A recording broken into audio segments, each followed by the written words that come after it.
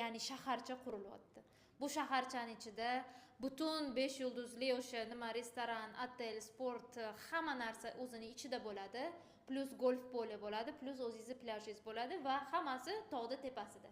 Tasavvur qiling. Demak, eng nozik didga ega, eng injiq klientlar uchun ham bir vaqtda bir o'q bilan bir nechta quyonni urish imkoniyatini beradigan mana shunaqangi eksklyuziv proyekt bo'lyapti. Juda ham ajoyib. Shunaqa, juda ham siz bu proyektda hammasini bilasiz, hozir Oman juda ham rivojlanyapti.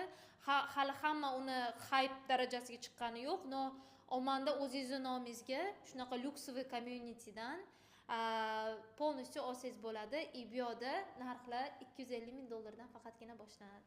Bor yo'g'i $250,000 shu yerdan uy sotib olish mumkin. Ya'ni dengizni labida joylashgan, dengiz, tog', golf. Shunaqa. Bu arab davlatlarining ichidagi Shvetsariya desak bo'ladi. O'sha Shvetsariyaning ichidan siz $250,000 va foizsiz рассрочкаga uy olsangiz bo'ladi.